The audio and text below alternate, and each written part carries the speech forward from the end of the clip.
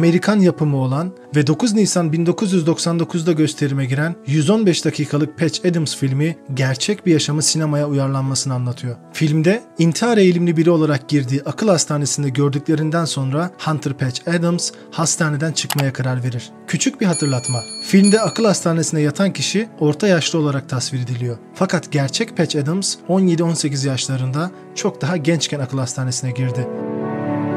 Daha sonra hastaneden çıkan ve tıp fakültesine öğrenci olarak giren Patch, okulda başarılı bir öğrenci olmasına karşın ideallerinden dolayı hocalarından tepki gördü. Oysa o tüm yaptıklarını hayata renk katarak mizah yoluyla tedaviye katkıda bulunmak için yapıyordu. Daha sonra yoksul hastalar için kendi parası ve bağışlarla özel bir klinik açmaya kadar girişimlerini sürdüren Adams, film sürecinde sevgilisi Carrie Fisher'ın öldürülmesiyle ve lisanssız klinik açmakla suçlanarak çeşitli darbeler yese de bu darbeler onu yıldıramaz ve sonuç olarak yaptıklarıyla ünü ülke çapına yayılır ve Patch bir anlamda amacına ulaşır.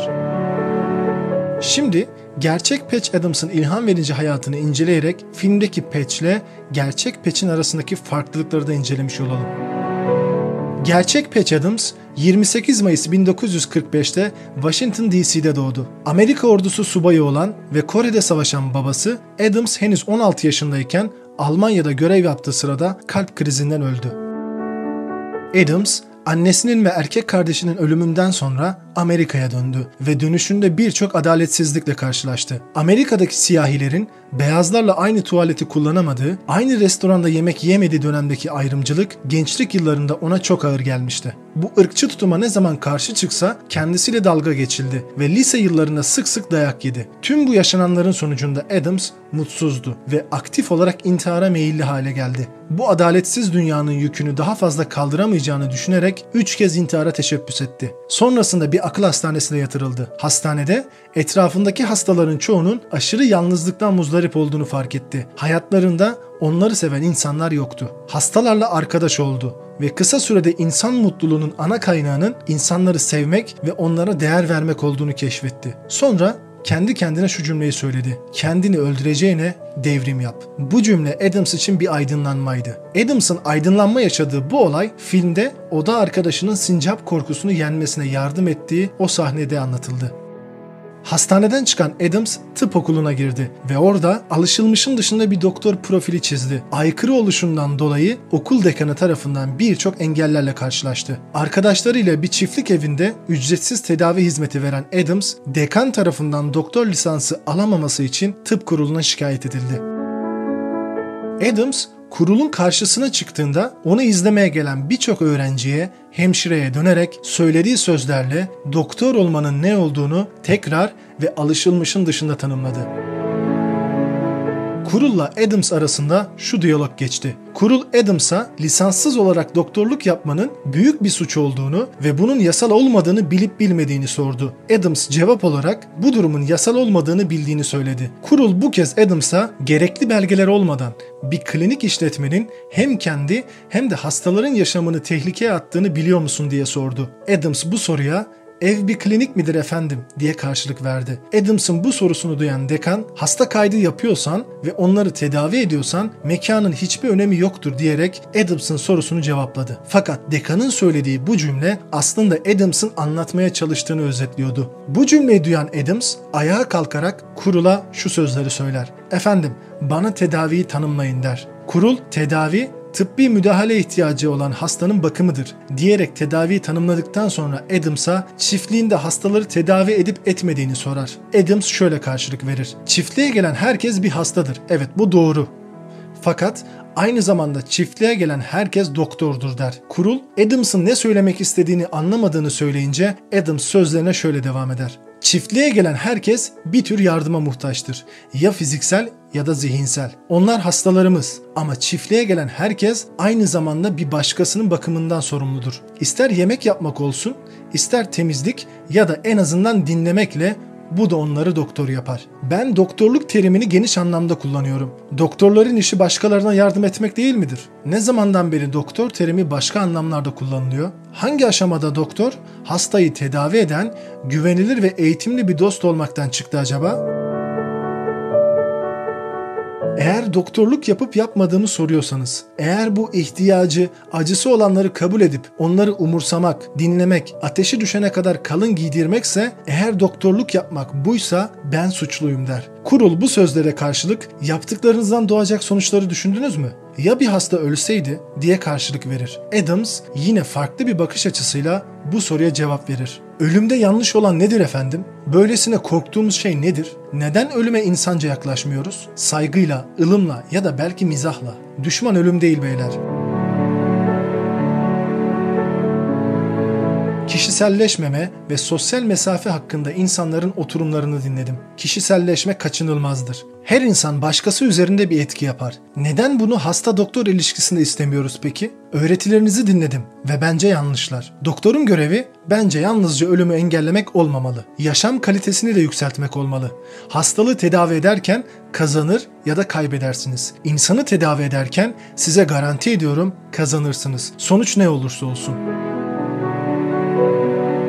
Sonra Adams salondaki kalabalığa dönerek şu sözleri söyledi. Bugün bu salon tıp öğrencileriyle dolu. Sizi hayatın mucizesine karşı uyuşturmalarına izin vermeyin. Her zaman insan vücudunun görkemi içinde yaşayın. Odağınız bu olsun. İyi bir not peşinde koşmak değil. Çünkü onlar nasıl bir doktor olacağınızı asla göstermez. İnsanlığınızı yeniden kazanmak için viziteleri beklemeyin. Mülakat yeteneğini şimdiden kazanın. Yabancılarla konuşun. Arkadaşlarınızla konuşun. Hemşirelerle konuşun. O muhteşem insanlarla dostluğunuzu geliştirin. Sizi eğitirler. Onlar her gün insanlarla beraberler. Paylaşabilecekleri engin bilgileri var. Tıpkı kalbi taşlaşmamış ve saygı duyduğunuz profesörlerinizde olduğu gibi. Onların şefkatlerini paylaşın. Onlara kalbinizi açın. Adams bu sözlerle bütün salonu büyüledi. O sırada kurul başkanı Adams'ı uyararak komiteye hitap etmesini istedi. Adams kurula dönerek şu sözleri söyledi. Efendim, doktor olmayı tüm kalbimle istiyorum. Başkalarına hizmet için doktor olmak istemiştim. Bu nedenle her şeyi kaybettim ama her şeyi kazandım da. Hastaların ve hastane personelinin yaşamlarını paylaştım. Onlarla hem güldüm hem de ağladım. Hayatımda yapmak istediğim tek şey bu ve Tanrı şahidimdir. Bugünkü kararınız ne olursa olsun yine de dünyanın görmüş olduğu en iyi doktor olacağım. Bundan emin olabilirsiniz. Beni mezuniyetten mahrum etme imkanınız var ama ruhumu kontrol edemez, öğrenmemi engelleyemezsiniz. Bunu asla yapamazsınız. Seçim sizin. Ya beni tutkulu bir meslektaşınız yaparsınız ya da beni dışlarsınız. Ama tutkum kalır. Her şartta bir baş belası olarak görüleceğim. Bundan eminim. Ama sizi temin ederim başınızdan atamayacağınız bir belayım. Sözlerinden sonra kurul Adams'a bitti mi diye sorar. Adams umarım hayır bayım diyerek karşılık verir. Kurulu ve bütün salondaki insanları söyledikleriyle büyüleyen Adams hiçbir ceza almadı. Çünkü söylediği ve savunduğu şeyleri kendisinin yaptığını o salondaki herkes biliyordu. Bu nedenle de kurul Adams'ın savunmasını kabul edip sahip olduğu tutkuyu baş belası olarak değil meslektaşlarından biri olarak kullanmasına izin verdiler. Adams okulunu dereceyle bitirerek doktor oldu ve 1971 yılında Gesundheit adında arkadaşlarıyla birlikte ücretsiz hizmet verdikleri bir klinik kurdu. Filmde Adams'ın yaşadığı duygusal travmanın nedeni kız arkadaşının öldürülmesidir. Fakat gerçekte ölen kişi Adams'ın kız arkadaşı değildir. En yakın arkadaşlarından olan bir erkek öldürülmüştür. Adams'ın hayatını beyaz perdeye taşıyan yapımcılar filmin daha duygusal olması için böyle bir değişiklik yapmışlar. Adams filmden gelecek parayla daha kapsamlı bir hastanenin yapılabileceği umuduna dayanarak yapımcılarla anlaştı ama beklediği yardım yapılmadı. Fakat bu durumun hayallerini yıkmasına izin vermeyen Adams en azından film sayesinde tanındığını ve daha fazla para kazanacağı olanakların doğduğunu ifade ederek çalışmalarına devam etti. Adams her yıl dünyanın çeşitli yerlerinde çeşitli etkinlikler düzenliyor. Ziyaret ettiği hastanelerde ilk olarak en umutsuz olan hastalarla iletişime geçiyor. Şu an Adams 75 yaşında ve hala çalışmalarına devam ediyor. Yıllık geliri 1 milyon dolardan fazla ve o bu paranın tamamına yakınını hastalar için harcıyor. Kendi sözüyle ifade edersek Adams her yıl kazandığı 1 milyon doları hayalini kurduğu devrimi yapmak için kullanıyor. Patch Adams yaptığı bir konuşmasında şu sözlerle insanlığa olan duyarlılığını ifade ediyor. Bugün, evet sadece bugün 30.000 çocuk açlıktan ölecek. Yarın diğer bir 30.000. Bu ilginç değil ancak futbol ilginç. Bugün 20 ila 50 milyon arası yetişkin insan çocukları istismar etmeye yeltenecek. Bu ilginç değil. Kirli hava, kirli su, berbat edilmiş çevre de ilginç değil. Ancak saç bakımı ilginç, ayakkabı ilginç, $3000 saat ilginç. Söylenen bu cümleler insanların duyduğunu, bildiğini söylediği cümleler. Fakat bunları söyleyen insanların büyük bir kısmı sadece söylüyor, harekete geçmiyor. Adams ise söylediğiyle, savunduğuyla uyuşan hareketler sergiliyor. Son olarak Adams'ın filmde kendisini canlandıran Robin Williams'ın ölümünü duyduktan sonra söylediği birkaç cümleye bakalım. Robin Williams harika, nazik ve cömert bir adamdı. Kişiliğiyle ilgili hatırladığım önemli bir şey alçak gönüllü olmasıydı. Asla güçlü ya da ünlüymüş gibi davranmadı. Bunun yerine her zaman şefkatli ve misafirperverdi. Başkalarına bir gülümsemeyle veya şakayla yardım etmeye istekliydi. Robin harika bir komedyendi. Buna hiç şüphe yok. O bana birçok insanın gördüğünün aksine aslında içe dönük biri gibi geldi.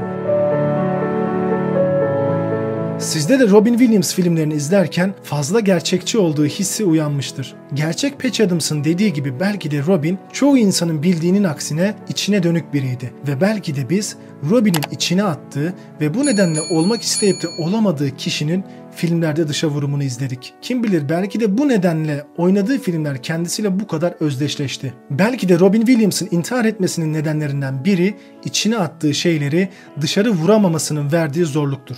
Kim bilir? Şu an 75 yaşında olan Hunter Patch Adams günlük hayatında bile palyaço kıyafetleriyle dolaşıyor. Çünkü palyaço kıyafetli bir doktorun insanların ilgisini çektiğini ve kendi felsefesini anlatmasını da çok daha kolay hale getirdiği için bunu yaptığını söylüyor. Genelde palyaçoların gülen maskelerinin arkasında mutsuz bir yüzün saklanmış olduğu söylenir. Fakat bu çıkarım palyaço doktor Hunter Patch Adams için geçerli değil. Sanılanın aksine palyaço kıyafeti onun mutlu olduğunu herkesin anlamasını sağlıyor. Palyaço doktorun bugüne kadar yardım ettiği sayısız hastaya uyguladığı en etkili tedavi ise onlara sevgi vermekti. Doktor olmak için yıllarca okula gitmenize ya da diplomaya ihtiyacınız yok. Siz de Patch Adams'ın uyguladığı tedaviyi insanlara uygulayarak onları tedavi edebilirsiniz. Sahip olmanız gereken bütün insanları sığdırabileceğiniz bir kalp ve bütün insanlara verebileceğiniz sevgi.